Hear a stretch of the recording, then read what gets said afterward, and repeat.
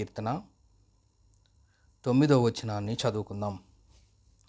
ఏలయనగా యెహోవా, భూలోకమంతటికి పైగా నీవు మహోన్నతుడవై ఉన్నావు.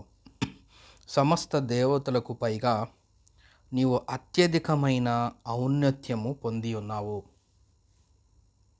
ప్రియ సహోదరి సహోదరులారా, ఆదివారమున, ప్రభు దినమున, పరిశుద్ధ దినమున ఆయన శరీరానికి సాదృశ్యంగా ఉన్న రొట్టె, ఆయన రక్తానికి సాదృశ్యంగా ఉన్న రసపాత్ర దగ్గరికి చేరి వచ్చి మన ఆరాధికుడు, మన రక్షకుడు, మన విమోచకుడు, మన సజీవుడైన యేసుక్రీస్తు వారిని జ్ఞాపకం చేసుకొని ఆయన మన జీవితాల్లో చేసిన మేలులను తలపోసుకొని ఆయన మన కోసం చేసిన రక్షణ కార్యాన్ని, ఆ మరణ పునరుద్ధానాన్ని, దాని ద్వారా ఈ ఉదయకాలం ముందు చేరి వచ్చిన మన పాపాలకు జరిగిన విమోచన, రక్షణ భాగ్యము, విడుదల, పరలోక పట్టణంలో దేవుడు మనకిచ్చిన ఉచితంగా అనుగ్రహించిన ఆ స్వాస్థ్యములను జ్ఞాపకం చేసుకుంటూ దానికి కృతజ్ఞతగా దేవునికి కృతజ్ఞతాస్తుతులు చెల్లించి ఆయన బల్లలో పాలు పొందటం రక్షింపబడిన విశ్వాసికి ఇది ఎంతైనా మేలుకరం, క్షేమకరం, ప్రయోజనకరం, ప్రభువుకెంతో మహిమకరం. ఈ ఉదయకాల సమయమందు మన ఆరాధికుడు ఎలాంటి వాడు అంటే ఆయన ఔన్నత్యం పొంది ఉన్నాడు. 9వ వచనం చివరిలో ఔన్నత్యము పొంది ఉన్నావు. ఆయన ఔన్నత్యం కలిగిన వాడు, ఆయన ఔన్నత్యం పొంది ఉన్న దేవుడు. అసలు ఔన్నత్యం అంటే ఏంటి?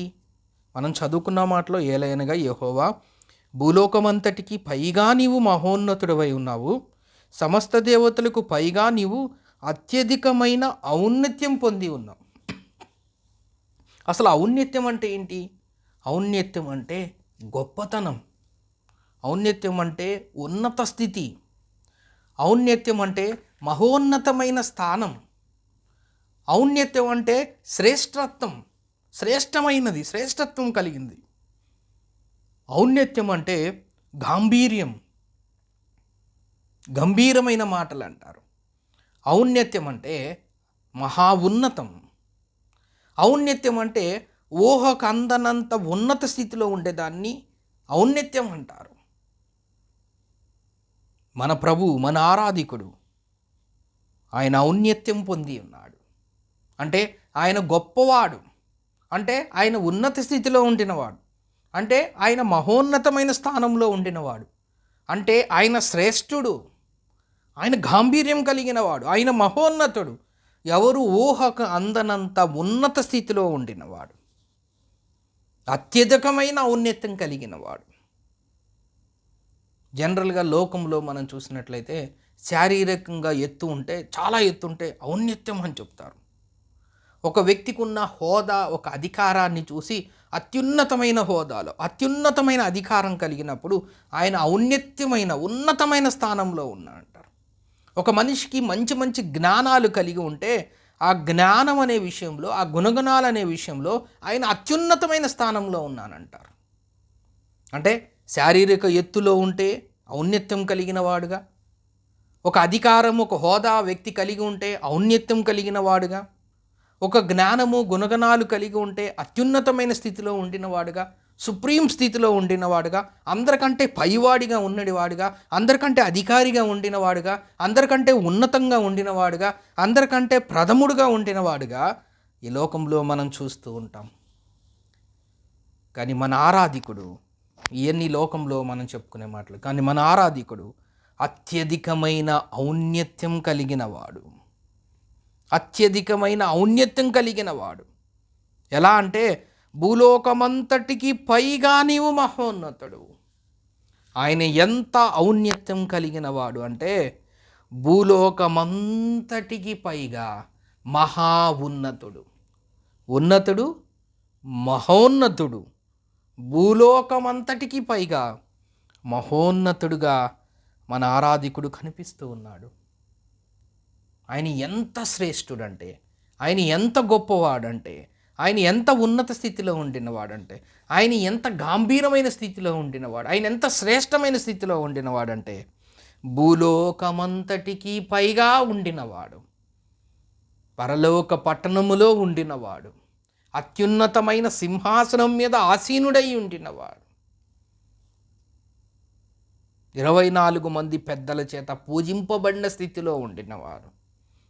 4 జీవులు, కోటాను కోట్ల దేవదూతలు ఆయన యొక్క ఉన్నతత్వాన్ని, ఆయన యొక్క స్థానాన్ని, ఆయన యొక్క స్థాయిని, ఆయన యొక్క గాంభీరత్వాన్ని, ఆయన యొక్క మహోన్నతమైన స్థితిని, ఆయన యొక్క యోగ్యతను, ఆయన యొక్క పరిశుద్ధతను, ఆయన యొక్క నీతిమంతత్వాన్ని, ఆయనలో ఉన్న దైవత్వాన్ని జ్ఞాపకం చేసుకుంటూ మానక 24 గంటలు ఆయన పరిశుద్ధుడు పరిశుద్ధుడు పరిశుద్ధుడని గాన ప్రతిగానములతో స్తుతింపబడు స్థితిలో ఉన్న, భూలోకమంతటికి పైగా ఉన్నత స్థితిలో ఉన్న ఔన్నత్యం కలిగిన దేవుడు. యెషయా గ్రంథంలో మనం చూస్తాం, అత్యున్నతమైన సింహాసనం మీద ఆయన ఆసీనుడై ఉండగా ఆయన చొక్కాయి అంచులు దేవాలయమును నిండుకొని ఉన్నాయి. అంటే ఆయన ఎంత ఔన్నత్యం కలిగిన వాడు అని ఒక్క మాట, ఆ మాటని మనం సహాయకరంగా మనము జ్ఞాపకం చేసుకుంటే 6వ వచనంలో ఆయన యొక్క ఔన్నత్యం, ఆయన యొక్క ఉన్నతత్వం, ఆయన యొక్క స్థానం, ఆయన యొక్క స్థితిని చూసినట్లయితే, ప్రభు ఆసీనుడై ఉండగా అత్యున్నతమైన సింహాసనం మీద ప్రభు ఆసీనుడై ఉండగా చూడగా ఆయన చొక్కాయి అంచులు దేవాలయమును నిండుకున్న ఔన్నత్యం కలిగిన దేవుడు. ఆయనకు పైగా శరాపులు నిలిచి ఉండరి, ఒక్కొక్కరికి 6 రెక్కలుండెను, ప్రతివాడు 2 రెక్కలతో తమ ముఖమును, తొంటితో తమ కాళ్లను కప్పుకొనుచు, 2తో ఎగురుచు, సైన్యములకు అధిపతి అగు యెహోవా పరిశుద్ధుడు పరిశుద్ధుడు పరిశుద్ధుడు అని గాన ప్రతిగానములతో సర్వలోకము ఆయన మహిమతో నిండి ఉన్నదని. ఆయన ఎంత మహోన్నతుడో, ఆయన ఎంత ఔన్నత్యం కలిగిన వాడు, ఆయన ఎంత ఉన్నతుడో, సర్వలోకము ఆయన మహిమతో నిండి ఉందని గొప్ప స్వరముతో గాన ప్రతిగానములు చేయుచుండరి.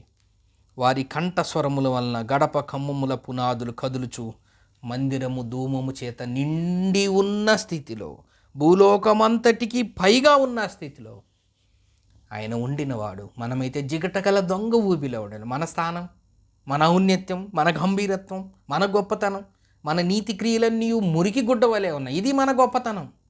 అపరాధముల చేత, పాపముల చేత చచ్చిన స్థితిలో ఉన్నాం. ఇది మన స్థితి. చీకటిలో ఉండిన వారం, ఇది మన స్థాయి. ఎలయనగా బలహీనులమై ఉండగా, ఇది మన శ్రేష్టత్వం. అంటే మన స్థానం. మనం శత్రువులముగా ఉండగా, భూలోకమంతటికి పైగా ఔన్నత్యం కలిగిన ఉన్నత స్థితిలో ఉన్న దేవుడు భూలోకానికి దిగి వచ్చాడు. భూలోకమంతటికి పైగా ఉన్న ఔన్నత్యం కలిగిన దేవుడు భూలోకానికి దిగి వచ్చాడు. ఎందుకు దిగి వచ్చాడు? అందుకే ఉదయకాలం అందు ఆ కార్యక్రమాన్ని, ఆ స్థితిని, దేవుడు మన పట్ల చేసిన మేలును జ్ఞాపకం చేసుకొని హృదయపూర్వకంగా మనసారా ఆయనకి కృతజ్ఞతాస్తుతులు చెల్లించడానికి వచ్చాం. ఎందుకు? భూలోకమంతటికి పైగా ఉండిన ఔన్నత్యం కలిగిన దేవుడు భూలోకానికి దిగి వచ్చాడు. మానవుడిగా దిగి వచ్చాడు. ఒక దేవుడు మానవుడిగా ఈ లోకానికి దిగి వచ్చాడు. ఎంత గొప్ప విషయం! చరిత్రలో మానవ జ్ఞానానికి అందని క్రియ. భూలోకమంతటికి పైగా ఉన్న ఔన్నత్యమైన దేవుడు భూలోకానికి దిగి వచ్చాడు. నరమానవుడిగా పశువుల పాకలో జన్మించాడు. ఒక మానవుడిగా 33.5 సంవత్సరాలు జీవించాడు. కానీ పాపము ఆయన చేయలేదు. పాపానికి దూరంగా ఉన్నాడు. పరిశుద్ధుడిగా ఉన్నాడు. పవిత్రమైన జీవితాన్ని జీవించాడు. ఆయన మాటలో, ఆయన నడకలో, ఆయన క్రియల్లో, ఆయన చూపుల్లో, ఆయన తలంపుల్లో, ఆయన జీవితంలో, ఆయన బోధల్లో సమస్తము పరిశుద్ధతను మాత్రమే కనపరిచాడు. అనేక మందికి మేలు చేశాడు. కానీ ఆయన కలువరి సిలువలో ఊహించి పైకి ఎత్తబడటానికి కారణం, భూలోకమంతటికి పైగా ఉన్న దేవుడు భూలోకానికి వచ్చాడు. భూమికి ఆకాశానికి మధ్యలో ఎత్తబడ్డాడు. 3 స్థానాలు. ఒకటి, భూలోకమంతటికి పైగా ఉన్న ఔన్నత్యమైన దేవుడు. రెండోది, అలాంటి భూలోకమంతటికి పైగా ఉన్న దేవుడు భూమి మీదకి దిగి వచ్చాడు. ఇది రెండవది. మూడవది, భూమి మీద ఉన్న ఔన్నత్యమైన దేవుడు కలువరి సిలువకు ఎత్తబడ్డాడు. కారణం, మనల్ని లేవనెత్తటానికి. జిగటగల దొంగ ఊబిలో ఉన్న మనల్ని, పాపపు స్థితిలో ఉన్న మనల్ని, చచ్చిన స్థితిలో ఉన్న మనల్ని, దూరంగా ఉన్న మనల్ని, బలహీనులుగా ఉన్న మనల్ని, శత్రువులుగా ఉన్న మనల్ని, మన నీతి క్రియలను మురికిగుడ్డుగా ఉన్న మనల్ని, అవిధేయులుగా ఉన్న మనల్ని, నరకానికి పాత్రులుగా ఉన్న మనల్ని ఆయన బిడ్డలుగా చేయటానికి, పరలోక పట్టణంలో వాస్తవ్యులుగా చేయటానికి ఆయన కలువరి సిలువకి ఎక్కాడు. మళ్ళీ భూమి మించి ఆయన సిలువకి వెళ్ళాడు. ఎన్నో శ్రమలు అనుభవించారు మన కోసం. తల మీద ముండ్ల కిరీటం, ముఖం మీద ఉమ్మి వేశారు, చెంప వెంట్రుకలు పీకి ఆయన బాధపరిచారు, కొరడా దెబ్బలు కొట్టి ఆయన్ని శరీరాన్ని గాయపరిచారు. ఆయన చర్మము చీల్చబడింది, ఆయన రక్తం కార్చబడింది. సిలువను యెరూషలేం వీధుల గుండా మోసుకు వెళ్ళారు. ఆయన చేతుల్లో మేకులతో సిలువకు బంధించారు, ఆయన కాళ్ళల్లో మేకులతో సిలువకు బంధించారు. ఆకాశానికి భూమికి మధ్యలో ఆయన్ని వేలాడి తీశారు. భూలోకమంతటి కన్నా ఔన్నత్యం కలిగిన దేవుడు ఆకాశానికి భూమికి మధ్యలో వేలాడవలసిన పరిస్థితి వచ్చింది. ఎందుకు వచ్చింది? ఈ ఉదయకాలమందు చేరువచ్చిన మనందరి జీవితాలను మార్చటానికి, వెలుగులోనికి తీసుకువెళ్ళటానికి ఆయన సిలువ మ్రాను మీద శ్రమలు అనుభవించవలసి వచ్చినది. ఆయన హేళన చేశారు, నిన్ను నీవే రక్షించుకోమన్నారు. అయితే ఆయన తండ్రి వీరేమి చేయుచున్నారో, ఎంత ప్రేమామయుడు.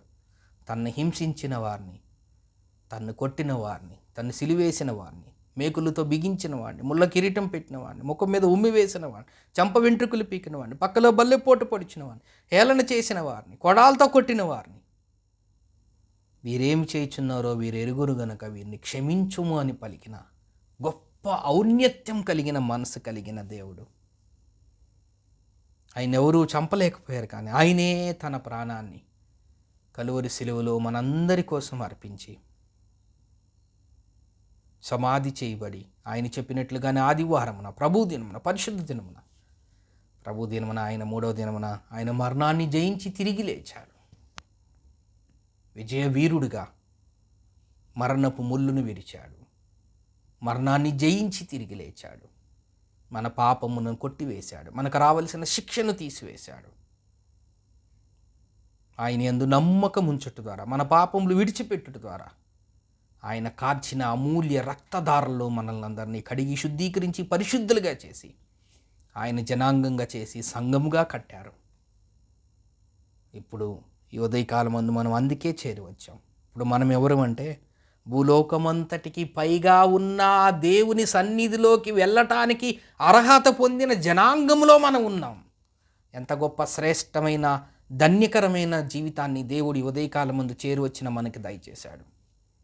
ఆయన ఆరాధించే బిడ్డలు ఎవరు అంటే, భూలోకమంతటికి పైగా ఉన్న ఆ పరలోక పట్టణంలో ఉన్న ఆ దేవునితో సదాకాలము మనం జీవించే గొప్ప భాగ్యాన్ని మనకు అనుగ్రహించాడు. అందుకే ఉదయకాలం ముందు ఆయన మనం స్తుతించడానికి వచ్చాం. ఆయన మన పట్ల చేసిన మేలులకు కృతజ్ఞతాస్తుతులు చెల్లించడానికి, ఆయన ఆరాధించడానికి, ఆయన పూజించడానికి, ఆయన గణపరచడానికి, ఆయన మహింపరచడానికి మనం చేరి వచ్చి ఉంటుండగా మన స్థితిని మనం జ్ఞాపకం చేసుకుంటూ, దేవుడు మన పట్ల చేసిన మేలులను తలపోసుకుంటూ మన హృదయపూర్వకంగా ఆయనకి కృతజ్ఞతాస్తుతులు చెల్లించి ఆయన బల్లలో పాలు పొందవలసిన వారంగా ఉన్నాం. కొరింథీయులకు రాసిన మొదటి పత్రిక 11వ అధ్యాయం 23వ వచనం. నేను మీకు అప్పగించిన దాన్ని ప్రభు వలన పొందితిని. ప్రభు అయిన యేసు తాను అప్పగింపబడిన రాత్రి ఒక రొట్టెని ఎత్తుకొని కృతజ్ఞతాస్తుతులు చెల్లించి దాన్ని విరిచి, ఇది మీ కొరకైన నా శరీరము, నన్ను జ్ఞాపకం చేసుకుంటకే దీన్ని చేయడని చెప్పాను. ఆ ప్రకారమే భోజనమైన పిమ్మట ఆయన పాత్రను ఎత్తుకొని, ఈ పాత్ర నా రక్తం వలన క్రొత్త నిబంధన, మీరు దీనిలోని త్రాగునప్పుడల్లా నన్ను జ్ఞాపకం చేసుకుంటకే దీన్ని చేయడని చెప్పాను. మీరు ఈ రొట్టెను తిని ఈ పాత్రలోని త్రాగునప్పుడల్లా ప్రభు వచ్చు వరకు ఆయన మరణమును ప్రచురించుదురు. కాబట్టి ఎవడు అయోగ్యంగా ప్రభు యొక్క రొట్టెను తినునో లేక ఆయన పాత్రలోని త్రాగునో ఆడు ప్రభు యొక్క శరీరమును గూర్చియు రక్తమును గూర్చియు అపరాధియగును. కాబట్టి ప్రతి మనుష్యుడు తన్ను తాను పరీక్షించుకొనవలెను. అలాగు చేసి ఆ రొట్టెను తిని ఆ పాత్రలోని త్రాగవలను. ప్రభు శరీరమని వివేచింపక తిని త్రాగువాడు తనకు శిక్షావిధి కలుగుటకే తిని త్రాగుచున్నాడు. ఇందువల్లనే మీలో అనేకులు బలహీనులు, రోగులనై ఉన్నారు. చాలామంది నిద్రించుచున్నారు. అయితే మనల్ని మనమే విమర్శించుకుని ఎడల తీర్పు పొందకపోదుము. కాబట్టి ప్రభు సన్నిధిలోకి చేరువచ్చిన మనము, ఆయన బల్ల దగ్గరికి సమీపానికి చేరువచ్చిన మనం, దేవుడు మన పట్ల చేసిన ఆ మేలును జ్ఞాపకం చేసుకుంటూ, భూలోకమంతటికి పైగా ఉన్న దేవుడు భూలోకానికి వచ్చాడు, భూమి నుంచి సిలువకు ఎత్తబడ్డాడు. ఆయన చేసిన సిలువ కార్యం, మరణ పునరుద్ధానం ద్వారా మనము కూడా భూలోకమంతటిగా పైగా ఉన్న ఆ దేవుని సన్నిధిలో ఉండే గొప్ప నిరీక్షణ మనకు కలుగు చేసిన విధానాన్ని బట్టి జ్ఞాపకం చేసుకుంటూ మన హృదయపూర్వకమైన స్థుతులు ఆయనకి సమర్పించి ఆయన బలలో పాలు పొంది ఆయన్ని మహింపరుద్దాం.